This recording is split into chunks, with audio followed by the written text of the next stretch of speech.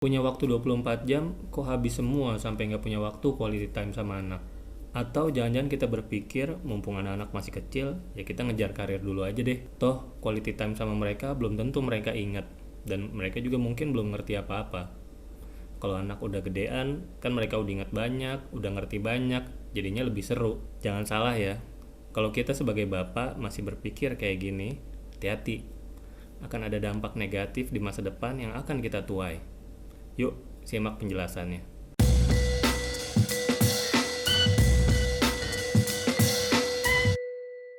Halo, nama saya Bonik. Saya adalah co-founder Filosofi Montessori Indonesia dan saya juga mengelola institusi pendidikan anak usia dini. Dan yang paling utama, saya adalah seorang suami dan bapak dari 2 orang putri. Nah, semua orang pasti sepakat ya kalau salah satu tugas utama seorang suami, seorang bapak adalah mencari nafkah untuk keluarganya. Tapi jangan lupa, kalau itu cuma salah satu tugas utama kita sebagai seorang suami atau seorang bapak.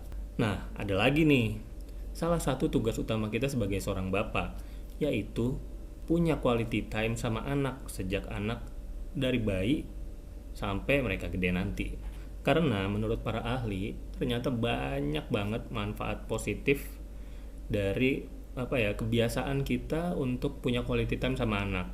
Nggak cuma buat anak aja, tapi juga buat kita sendiri.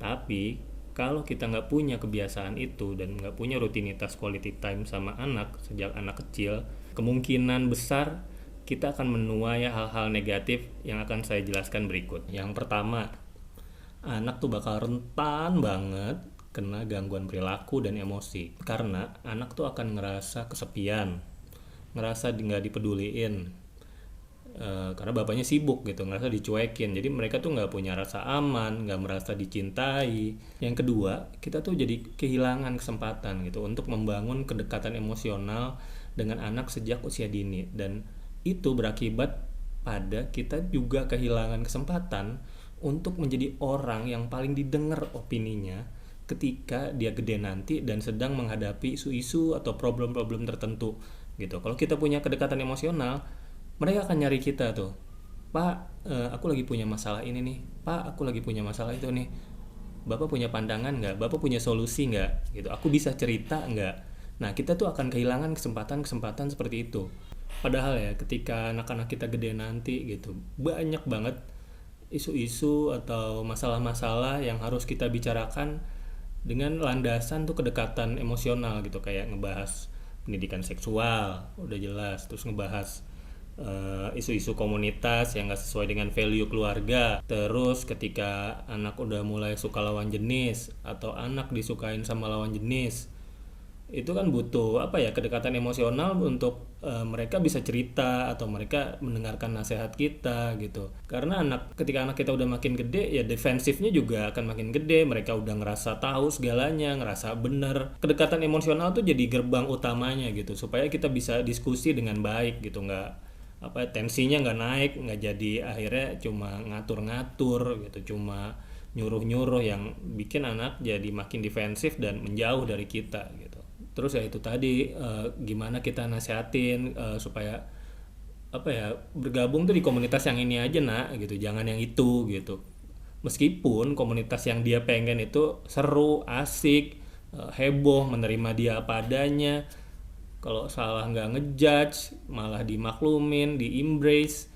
Tapi kalau komunitasnya salah, kita kan tetap harus ngasih tahu. Nah, fondasi kedekatan emosional itu jadi penting banget untuk kita bangun sejak dini. Nah, kemudian yang ketiga, ini juga sangat menarik gitu. Ternyata menurut para ahli, kebiasaan atau rutinitas kita untuk punya quality time dengan anak sejak usia dini juga menjadi fondasi kecerdasan akademik anak-anak kita nanti. Nah, kita juga semua kan pasti pengen punya anak-anak yang pinter ya nantinya, ya punya prestasi akademik gitu, atau setidaknya secara akademik lancar, nggak ada kurangnya. Ya dimulai deh dari sekarang dengan quality time. Modalnya quality time, tapi juga tentu ditambah hal yang lain seperti stimulasi dan sebagainya. Tapi yang jelas salah satu fondasi kecerdasan akademik anak tuh ya quality time kita dengan anak, dan itu wajib kita upayakan menurut saya ya. Nah, yang keempat adalah kita jadi kehilangan kesempatan untuk menanamkan nilai-nilai positif, value-value keluarga yang positif ke anak-anak kita gitu melalui quality time bersama anak-anak. Jadi jangan heran kalau nantinya anak-anak berperilaku nggak sesuai dengan nilai-nilai atau value-value yang kita anut sebagai orang tua. Jadi jangan buru-buru nyalahin anak. Jangan-jangan emang kita tuh nggak pernah ngajarin, nggak pernah nyontohin ke anak-anak kita karena kita nggak punya quality time sejak usia dini gitu. Ya gimana mereka mau nyontoh siapa kalau bapaknya aja sibuk.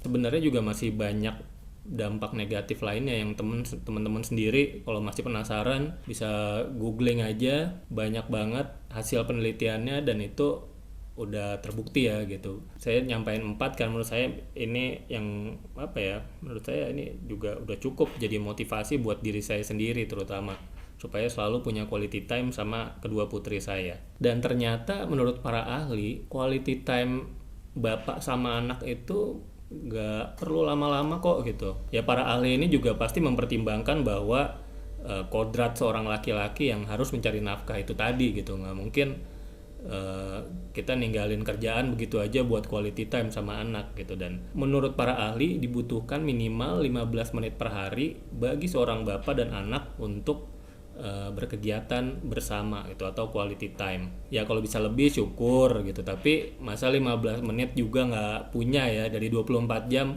menyediakan 15 menit nggak bisa, itu harusnya bisa kita upayakan ya gitu, terlepas dari betapa sibuknya atau betapa kerasnya kita bekerja untuk keluarga.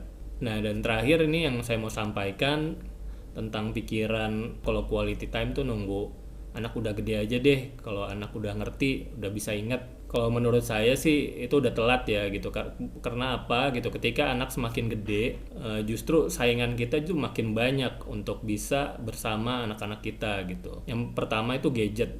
Kalau mereka udah punya gadget sendiri, ini udah lawan berat banget. Udah asik sama sosial media, asik sama grup WhatsApp teman-teman gitu, atau asik sama game. Wah itu udah menyita waktu banget. Dan seringkali mereka udah sama orang tuanya udah, aduh ntar dulu deh pak, aduh mau apa sih, cepet-cepet aja deh gitu. Yang pertama menurut saya adalah gadget.